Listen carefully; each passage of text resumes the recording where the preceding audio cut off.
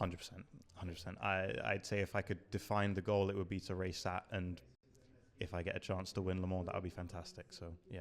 And on to Castle Coombe now. Is this your first time racing now? First time driving, no. First time racing, yes.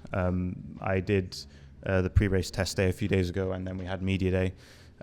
So yeah, first time driving, not, but first time racing, yes.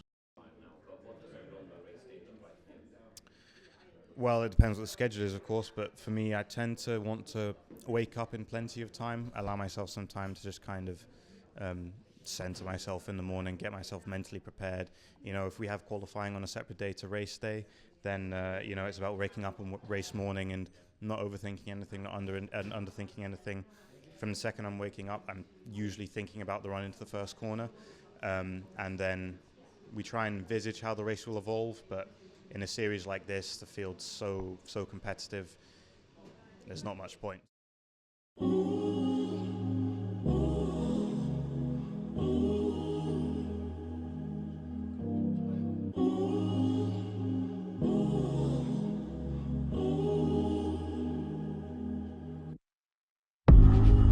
So we in Tokyo or Shibuya. Can't hear you over all this on the radio. I knew you. Qualifying was tough. First time in the car in an official session.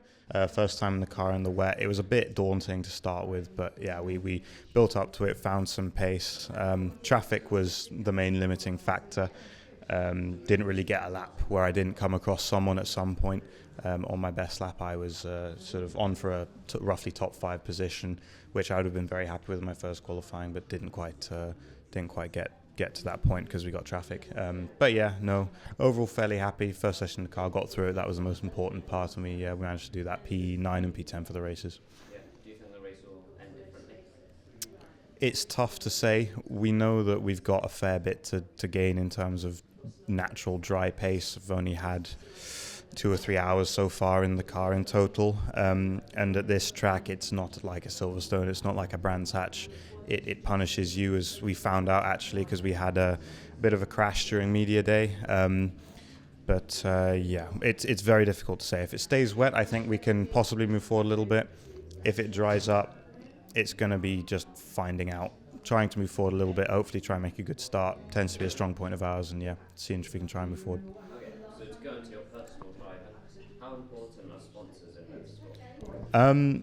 It depends where you come from, really. For most people, myself included, it's more or less impossible without them. You know, the state of the sport has just gotten to the point where if you don't have money from some kind of source, you're basically not going to get on track.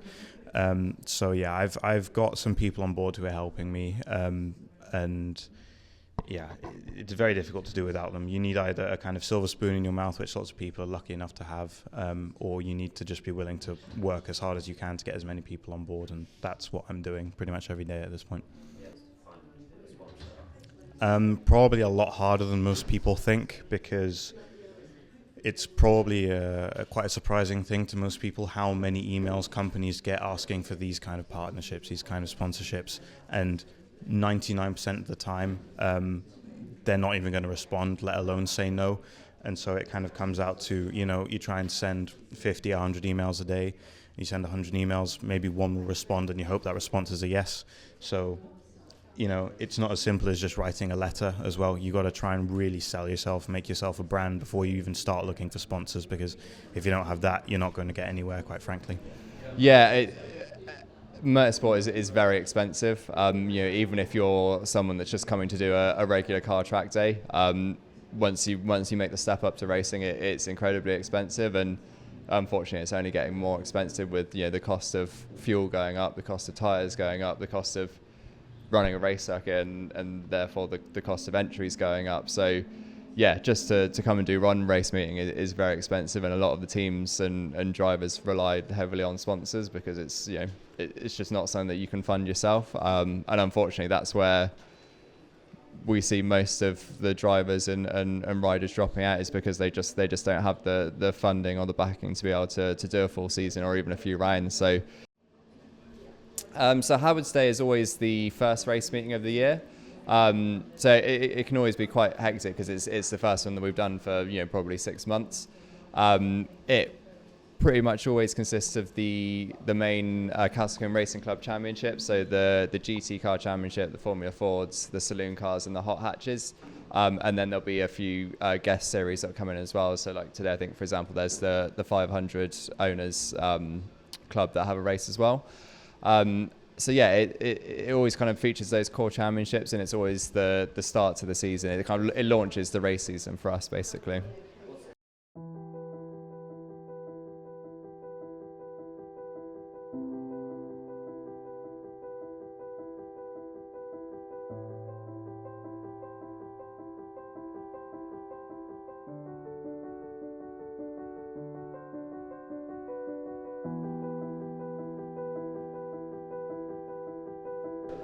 So I'm Max, and I'm the commercial manager for the circuit. So my job is basically to help the circuit make money. That can be through events like today, it can be through bringing in sponsorship, it can be through managing our expenses, kind of anything and everything really. Personally, I always look forward to the Formula Ford race just because that's where you see the most battling, you see the most overtaking, you see the most action.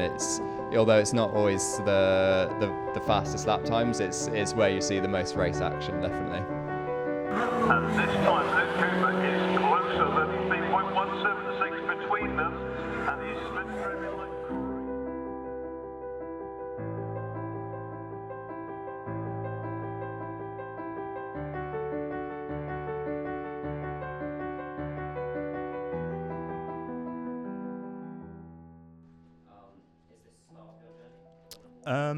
It's the start of my car racing journey. Yes, I've been racing go-karts around in Saudi World Series races in Europe for like 4 years now. 4 years. And so yeah, I mean, this was a logical next step. We did lots of work with professional factories and professional people and professional factories in go-karting, but it never really transpired to a full season in private karting. So. Yeah, here we just wanted to put the money into the cars. We did some testing over in the Netherlands where I currently live, and it became very clear very quickly that it was worth giving as much money as we can to have me race. I was being coached by a ex-Formula 2 driver who I probably can't name at the minute, but and we were heavily encouraged to just go for it, give what we can to it. So yeah, this is the start of my car racing journey. How did the race go? Fairly positively. Had a bit of a difficult start, but yeah, I mean, nothing much really to expect apart from that in my first start in one of these cars. Had a good initial jump, but then not too sure what happened, maybe bogged down slightly.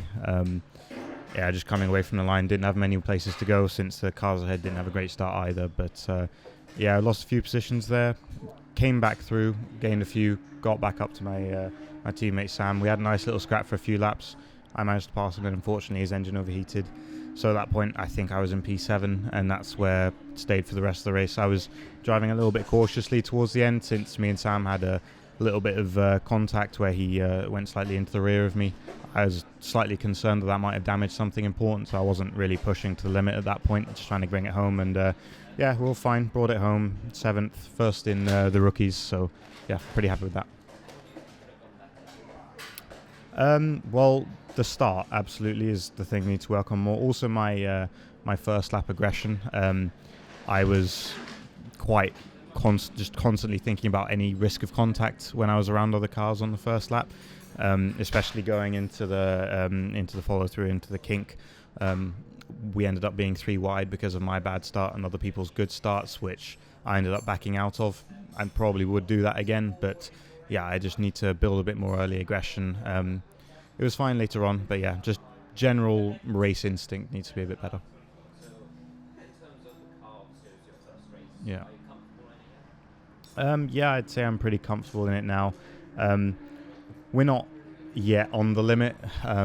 Still got a fairly decent chunk to find before we're anywhere near able to run close to the front, but they're very challenging cars to drive. Anyone who at this stage is not struggling to find that is not driving them well enough. So yeah, I'm comfortable but not quite happy yet. Yeah, next few races definitely improvement. Only got one more today, so I think as for today's lap times, there's only so much we're going to find. But yeah, it's about moving forward and working for the future races now.